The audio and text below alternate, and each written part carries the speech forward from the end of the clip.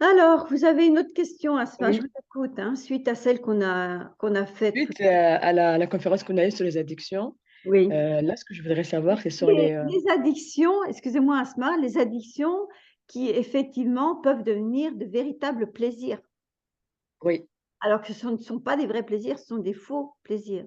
Donc, ce sont des faux désirs les faux basés désirs. sur des informations antérieures. On est d'accord, hein? OK? Oui, Je voulais le oui. préciser, hein? Alors, je vous Oui. écoute. Quels sont les signes avant-coureurs qui peuvent indiquer qu'un adulte est attiré sexuellement par des enfants? Ah, ça, c'est une question drôlement profonde, riche et puis intéressante.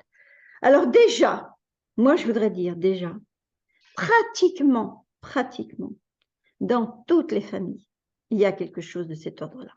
Pratiquement. Si c'est pas dans la famille actuelle, c'est dans la famille d'avant ou dans la généalogie. C'est comme si on ne pouvait pas y échapper. C'est quand même grave de dire ça, hein.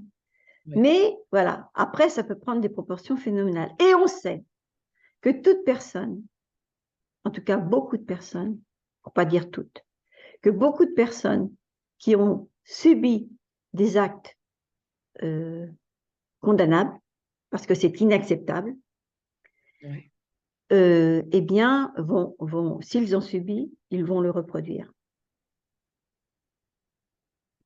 C'est-à-dire que même ayant souffert de ça, eh bien, il y a un moment donné, ils vont avoir comme principe, comme désir, comme objectif de vouloir le faire revivre à quelqu'un d'autre.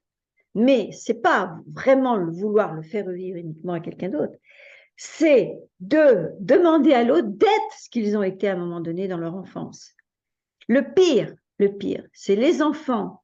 J'en ai eu un cas là encore tout à l'heure. Le pire, ce sont des enfants qui n'ont pas été crus, qu'on n'a pas voulu entendre, à qui on a dit chut, on n'en parle plus. Donc, donc l'enfant, il reste avec ça. Donc, comment peut-il le gérer puisque c'est un enfant? Déjà, l'acte en lui-même, dans ce qu'il s'est produit, l'acte en lui-même est très difficile à concevoir pour l'enfant au niveau de ses cerveaux, de son évolution d'enfant, hein, de son imaginaire. Donc, forcément qu'il est traumatisé. Et ce n'est pas parce qu'un enfant ne dit rien qu'il consent. Un enfant, comme une femme, comme un homme, même arrivé à un certain âge, c'est pas parce que l'être humain ne dit rien qu'il consent. C'est parce qu'il peut être pétrifié de ce qui lui arrive, ne pas pouvoir se défendre. Ça peut être aussi lié à quelque chose qui s'est passé dans la famille, qui a été programmé dans la famille et que lui-même est programmé, il ne connaît pas, il ne sait pas.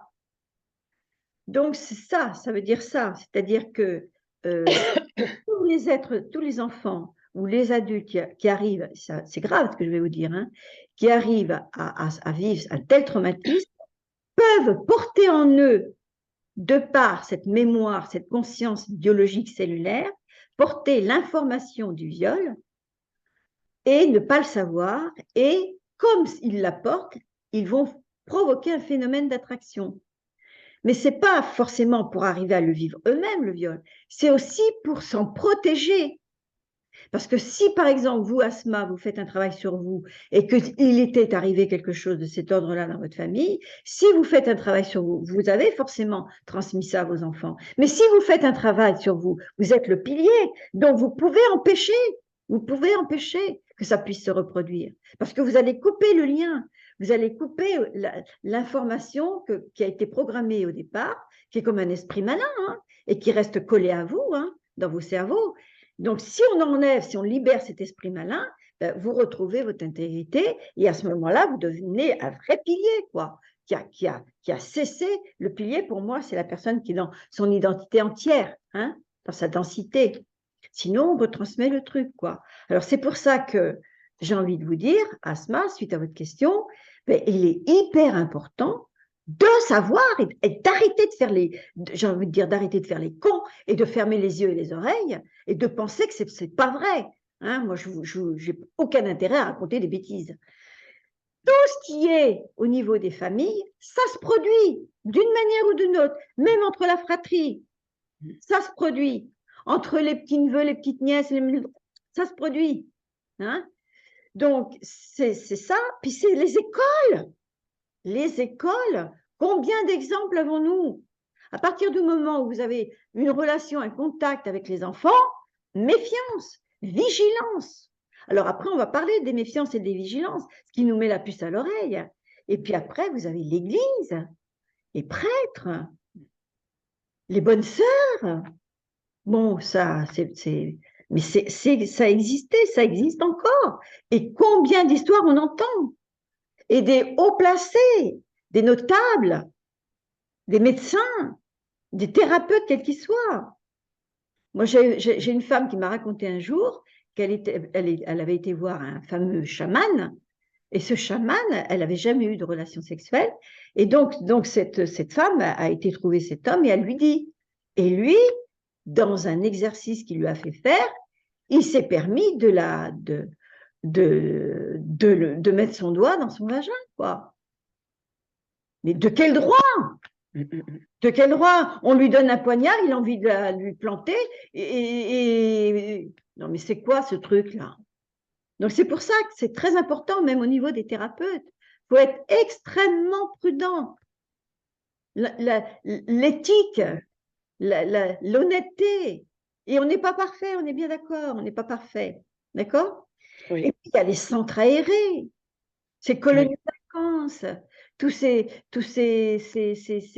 organisations, ces organismes où règnent les enfants, les orphelinats, les institutions, où règnent les enfants. Il y a des adultes qui s'occupent de tout ça. C'est pas par hasard. On les yeux et nos oreilles. Et puis, vous avez effectivement, eh bien, après, des hommes ou des femmes qui traînent dans la rue et qui ne pensent qu'à ça, qui sont qui cherchent leur proie.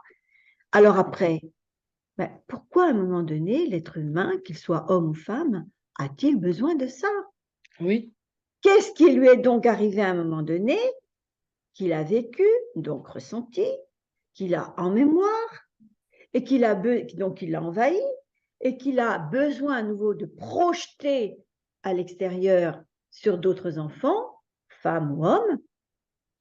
Eh bien, c'est parce qu'à un moment donné, il n'a pas ciblé, il n'a pas ressenti la souffrance que ça a pu provoquer, générer en lui et dans le traumatisme moral, mental, physique, physiologique, qui fait qu'à un moment donné, il a besoin de se le faire revivre et de le faire revivre à l'autre pour essayer de trouver même une fusion avec celui ou celle qu'il va faire souffrir à nouveau.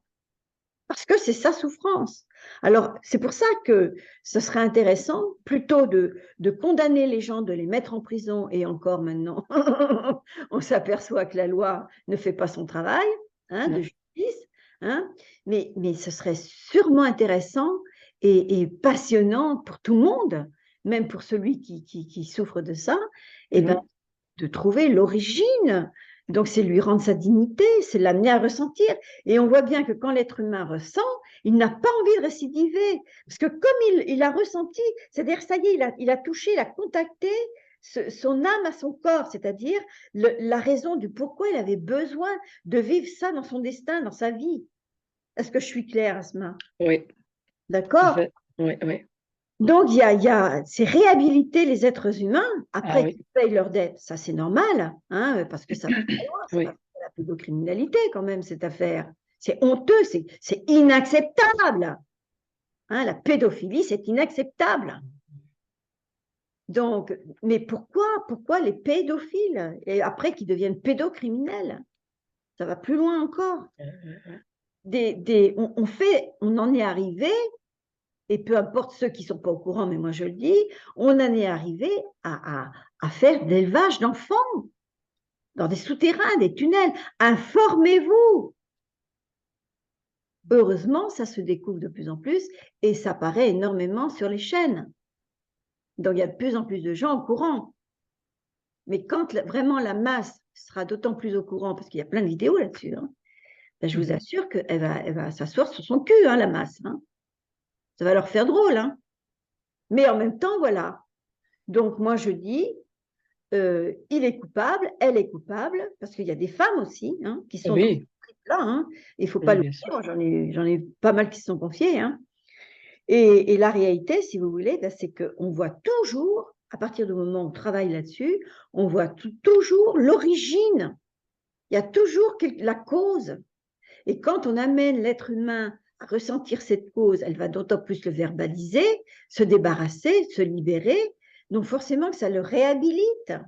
Oui, Le pire des criminels, c'est OK, d'accord, il est en prison, OK, mais il n'est pas réhabilité dans ce qui fait que, parce que moi je dis si Dieu a créé l'homme et la femme, il ne les a pas créés pour uniquement faire la guerre et faire du mal. Il les a créés aussi pour qu'ils évoluent, qu'ils comprennent la notion de bien et de mal qui existe dans chacun de nous. Et c'est vrai oui, qu'on est tous à porter le bien et le mal. oui, Après, on choisit plus le bien ou on choisit plus le mal. Mais quand on fait ça, qu'est-ce qui nous pousse à ça? Qu'est-ce qu'on a absorbé à l'origine qui fait que ça nous amène à projeter, à désirer, à être dépendant de ce mal, de favoriser le mal plutôt que le bien.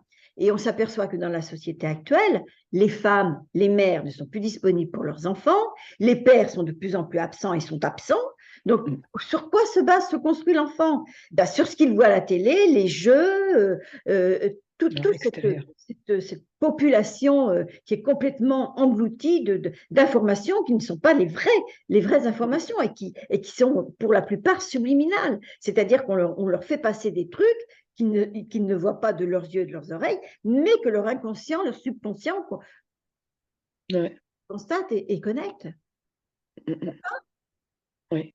Est-ce que vous avez une autre question, Asma, par rapport à tout ça? Après, ma troisième question, enfin, ouais, c'était Voilà, alors comment? donc, la troisième Cette question question? que je vous propose, parce que là aussi c'est encore un sujet quand même assez dense, de D'accord. laisser le temps à chaque personne d'écouter ces Oui, informations. Et puis on va donc passer à la troisième question d'ici 5 minutes. Hein, d'accord, Asma? d'accord, Ok. d'accord.